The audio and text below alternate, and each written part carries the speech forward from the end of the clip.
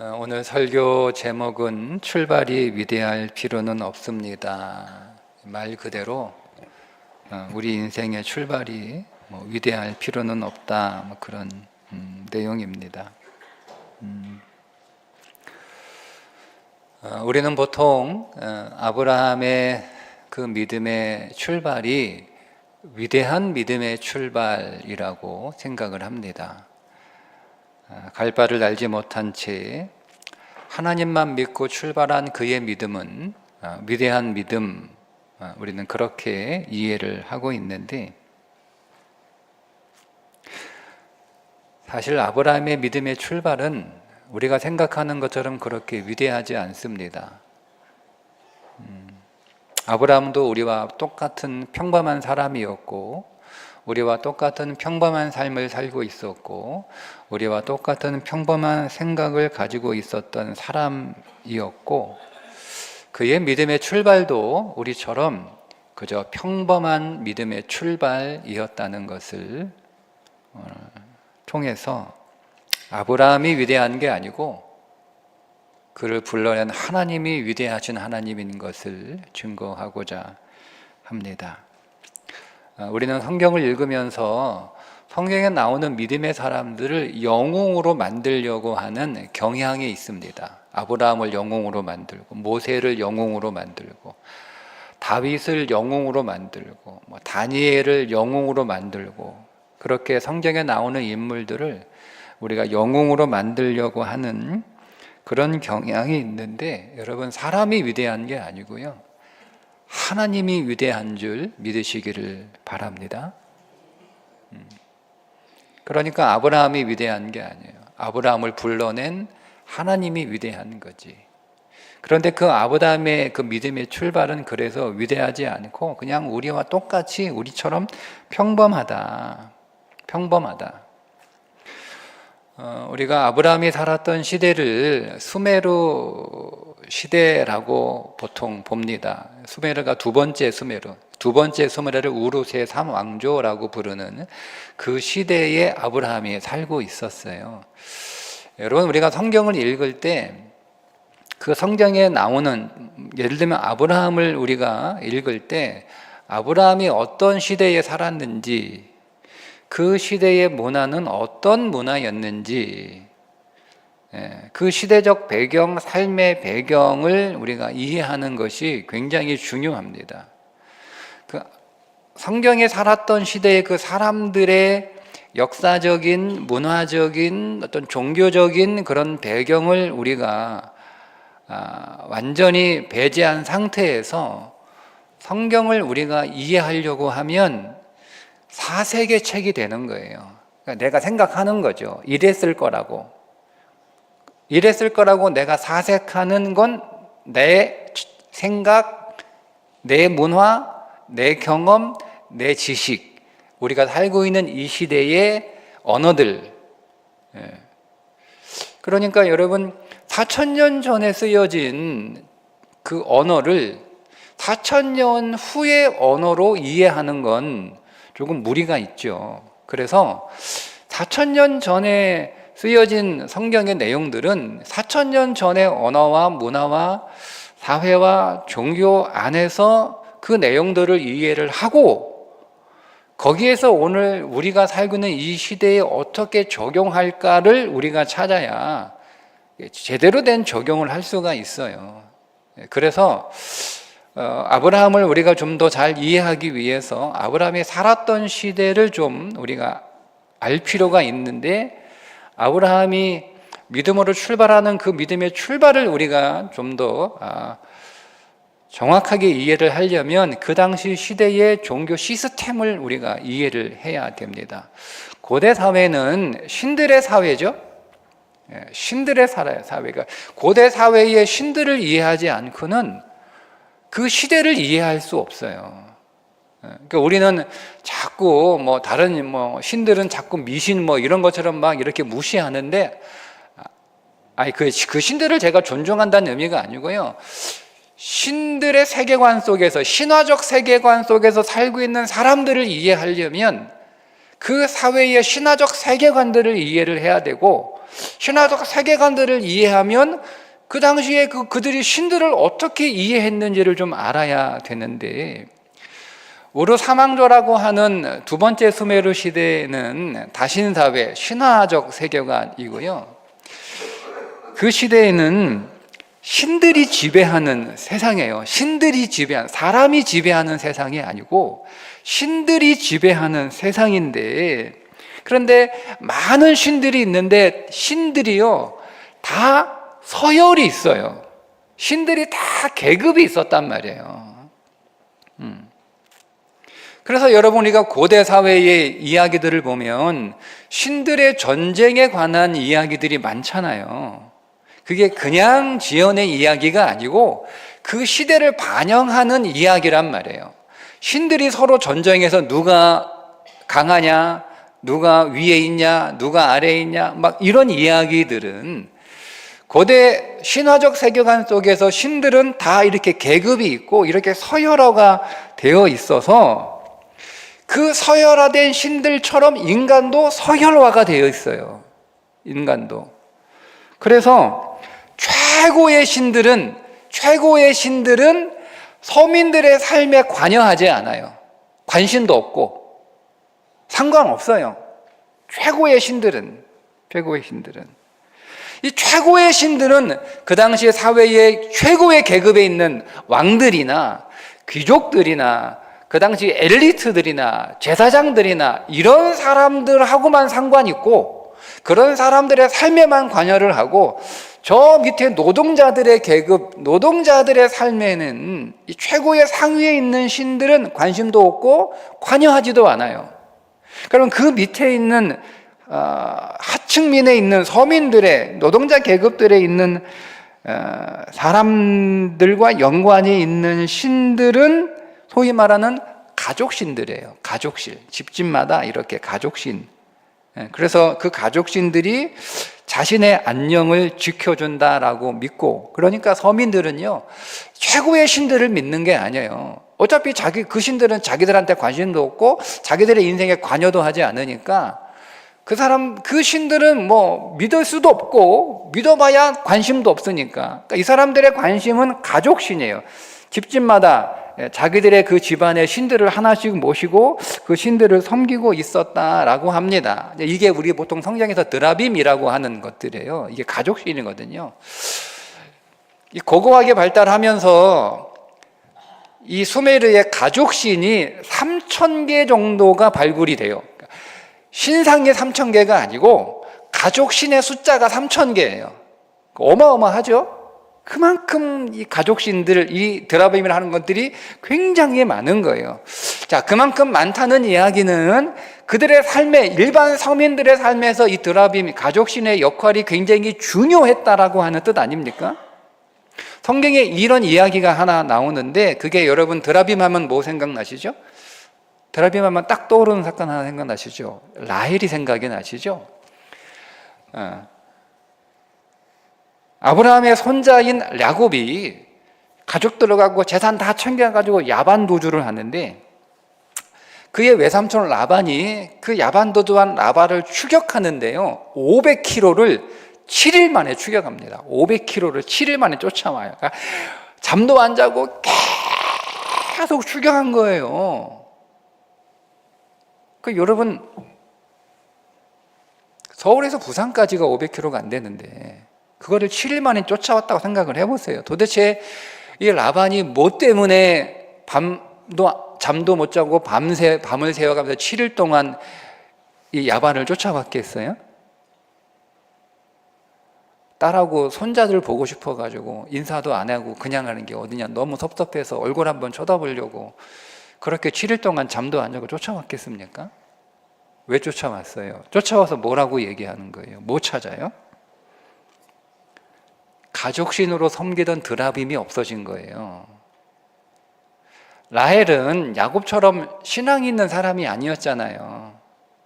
그러니까 자기 남편이 이제 아버지로부터 독립을 한다고 하니 걱정인 거예요, 걱정. 그래서 가족신을 하나 좀 준비하고 마련을 해야 되는데 아무거나 이렇게 가져갈 수 없잖아요. 가족신은요, 비쌀수록, 드라빔은 비쌀수록 영험합니다. 비쌀수록. 근데 라헬이 무슨 돈이 있어요? 그러니까 비싼 드라빔은 시장 가서 못 사. 근데 아무거나 사고 싶지는 않고. 그 다음은 영험한 게 뭐가 영험하냐면 오래된 게 영험한 거예요. 오래된 거. 오래된 거 어디 있어요? 아버지 집에 있는 거야. 오래된 거.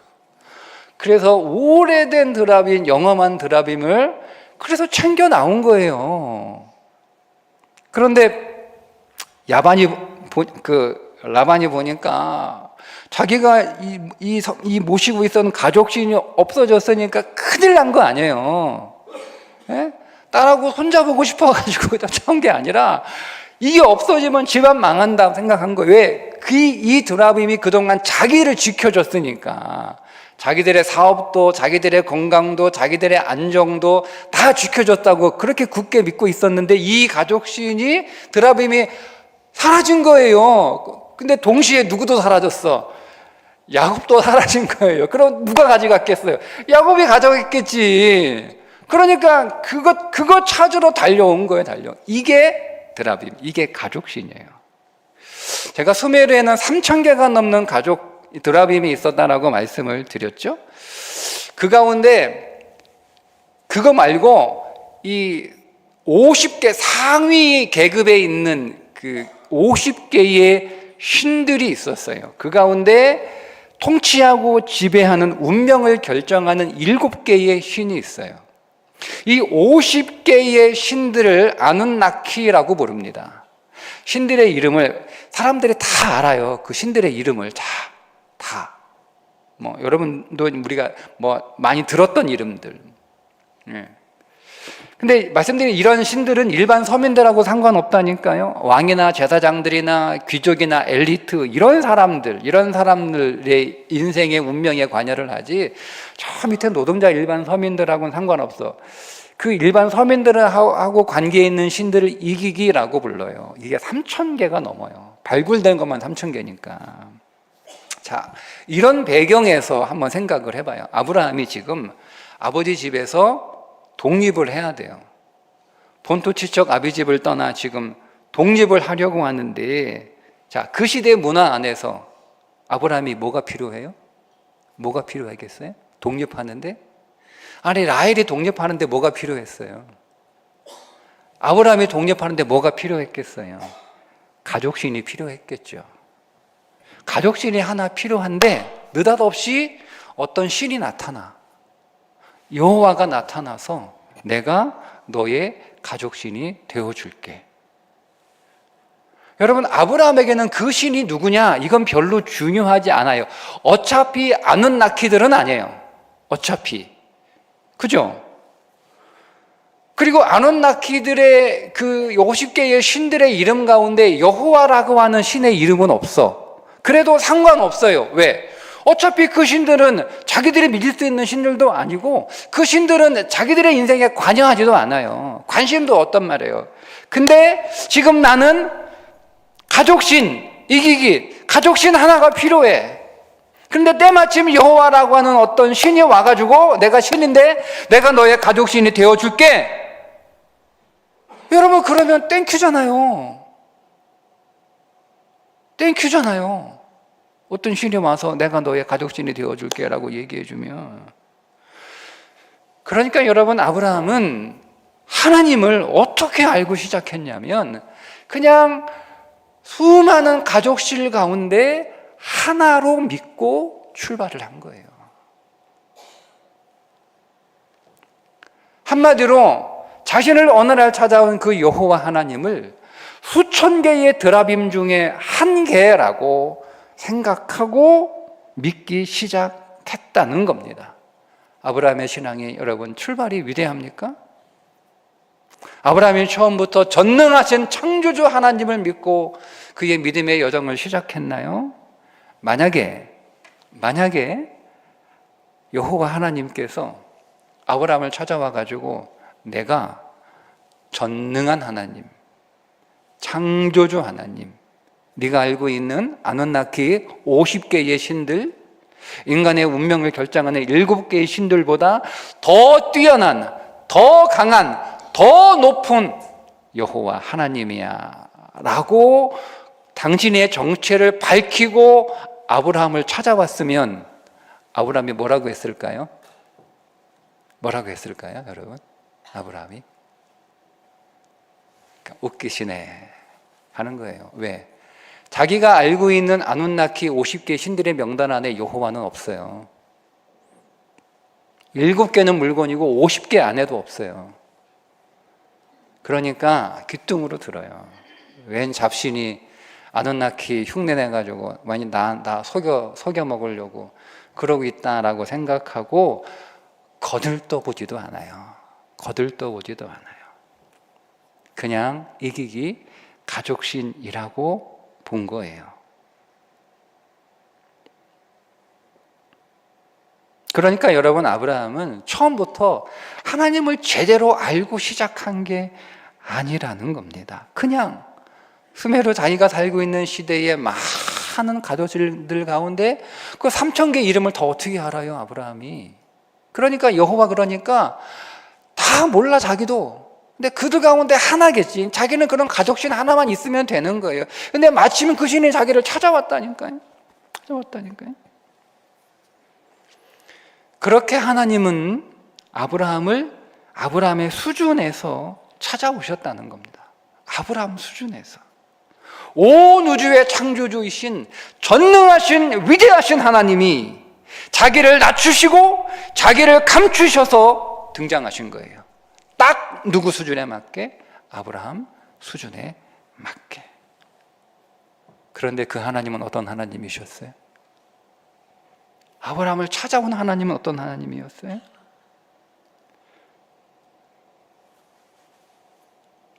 믿음이라고 하는 것은 자기를 찾아오신 하나님을, 그 하나님이 얼마나 위대한 하나님인가를 발견하는 거예요. 믿음은 여러분들이 위대해지는 게 아니에요. 여러분 착각하지 마세요. 믿음은 여러분들이 위대해지는 게 아니에요. 여러분을 찾아오신 그 하나님이 얼마나 위대한 하나님인지, 얼마나 놀라운 하나님인지, 얼마나 영광스러운 하나님인지를 조금씩 알아가는 거예요.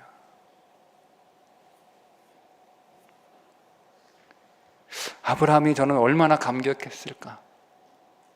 아브라함이 하나님을 13장에서 14장에서 15장에서 17장에서 하나님을 알아가거든요.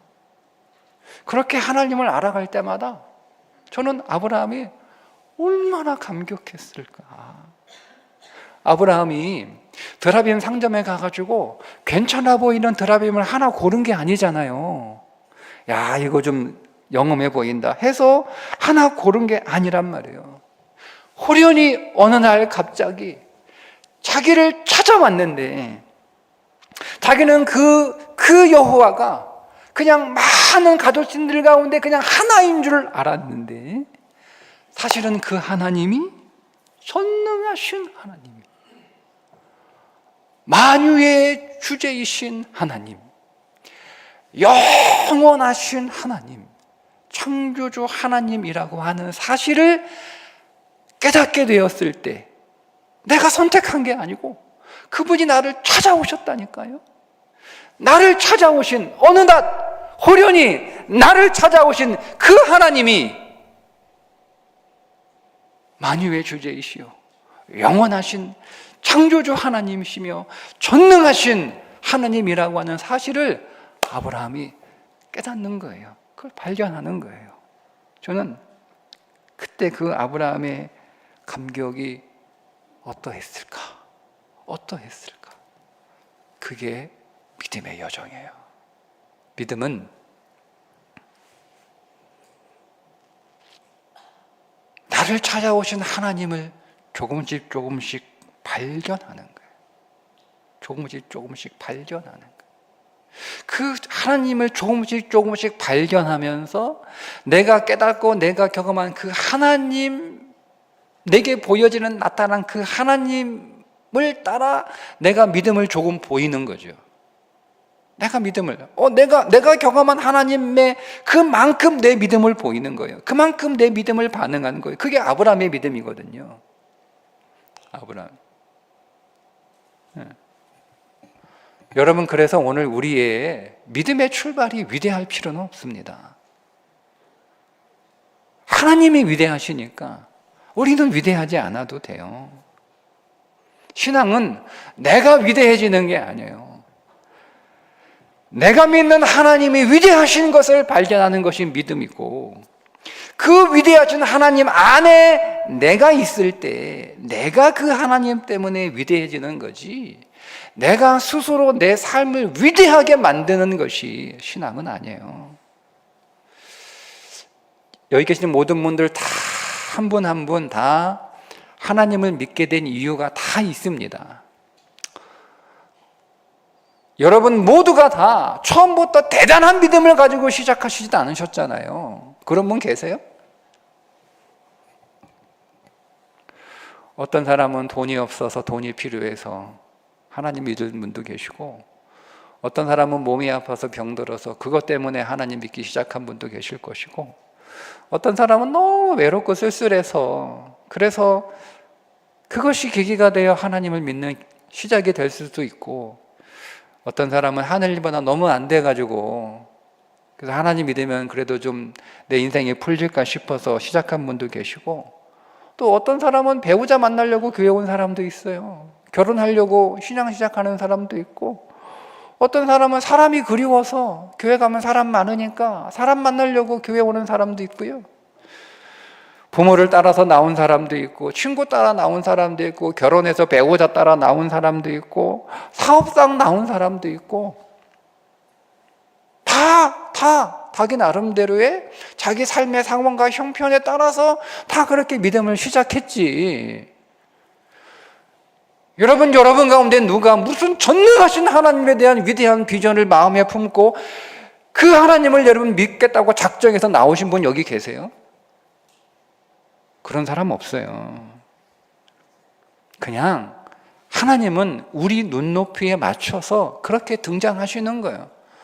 돈 없는 사람들한테는 돈 주시는 하나님으로, 몸 아픈 사람들한테는 고치시는 하나님으로, 외로운 사람들에는 친구이신 하나님으로, 그냥 그렇게 우리 수준에 맞게 우리 눈높이에 맞춰서 그 하나님이 우리를 찾아오셨는데, 그러니까 우리 믿음의 출발 그렇게 대단하고 위대할 필요 없다 이겁니다.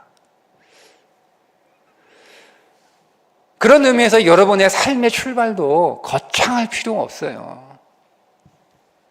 그냥 내가 할 수 있는 내 능력의 그 수준에 맞춰서 그 수준에서 출발하고 최선을 다하기만 하면 되는 거예요. 작은 구멍가게일 수도 있고, 조그마한 직장일 수도 있고, 낮은 학교일 수도 있어요. 처음부터 다 거창하게 폼나게 하고 싶겠지만 거창하지 않아도 되고 폼나지 않아도 돼요. 그러나 여러분 분명히 아셔야 될 것은, 내가 믿는 하나님, 여러분이 믿는 하나님은 위대한 하나님이신 줄 믿으시기를 바랍니다.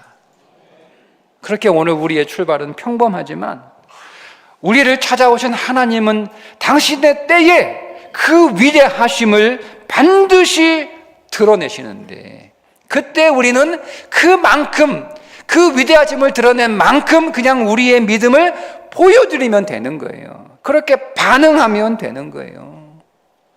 여러분, 모세가 40살이 되었을 때 애굽을 바꾸려고 그랬어요. 애굽의 왕자였을 때 실패했죠. 하지만 80살 초라한 양치기가 되어 지팡이 하나 들고 섰을 때 역사가 바뀝니다. 애굽에서 지팡이는 왕과 제사장만 들 수 있는 물건입니다. 일반 서민들은 지팡이를 들 수 없어요. 애굽에서 지팡이는 왕과 제사장만이 들 수 있는 권위의 상징이란 말이에요. 고대 이집트의 파라오의 지팡이는 왕권, 권력, 힘 같은 것들을 상징할 뿐만 아니라, 이집 사람들은 그 왕이 든 지팡이를 볼 때마다 무슨 생각을 하냐면, 저 지팡이에 애굽의 최고의 신들의 그 모든 능력이 그 저 지팡이에 담겨서 파라오가 그 지팡이를 의지하여 나라를 다스린다고 그렇게 생각했어요. 제사장의 지팡이는 그것에 버금가는 어떤 신적인 마법을 일으키는 힘을 가진 상징으로 다 그렇게 이해를 하고 있었단 말이에요. 그런데 모세의 지팡이는 뭐예요? 애굽 사람들이 천하게 여기는 양치기의 지팡이에요. 그냥 길거리에 굴러다니는 짝대기였단 말입니다. 그 지팡이를 짚고 시작을 했어요. 모세는 파라오의 지팡이를 들고 시작한 게 아니에요. 남들이 초라하게 우습게 여기고 길바닥에 굴러다니는 그저 사람들의 발에 치이는 그런 초라한 양치기의 지팡이를 들고 시작을 했습니다. 파라오의 지팡이에 비하면 한없이 초라하죠. 그러나 그가 믿은 하나님은 애굽의 모든 신들을 다 밟아버릴 만큼, 그게 출애굽기입니다. 애굽의 모든 신들을 다 밟아버릴 만큼 위대한 하나님이었다라고 하는 것, 성경은 그걸 보여주고 있는 거예요. 여러분, 오늘 우리의 인생의 출발이, 우리의 신앙의 출발도 위대할 필요는 없습니다. 왜죠? 내가 믿는 하나님 위대하시기 때문입니다. 이 한 해 그 위대하신 하나님을 믿고 그 하나님 의지하고 그 하나님 붙들고 그 하나님 바라보시면서 이 한 해 승리하시기를 주님의 이름으로 축복합니다. 기도하겠습니다. 하나님, 어느 날 후련히 나를 찾아오신 하나님, 우리는 배가 고파서, 우리는 몸이 아파서, 우리는 마음이 아파서, 우리의 삶이 잘 안 돼서 그렇게 우리의 이유로 시작한 믿음이었지만 나를 찾아오신 그 하나님이 위대한 하나님, 놀라운 하나님, 전능하신 하나님, 만유의 주제이신 하나님, 영원하신 하나님이신 것을 우리로 깨닫게 하시고 발견하게 하셔서 나의 삶은 초라하지만 하나님이 위대하시기 때문에, 나의 지팡이는 초라하지만 하나님은 위대하시기 때문에 내 삶도 위대해질 것을 믿는 믿음 우리에게 허락하여 주셔서 우리에게 그 하나님을 경험하고 드러내실 때마다 내가 발견한 그 믿음만큼 그 믿음을 드러내며 그렇게 우리의 믿음이 더 성장하고 우리의 삶이 더 위대해지는 한 해가 되게 하여 주옵소서. 예수님의 이름으로 기도합니다. 아멘.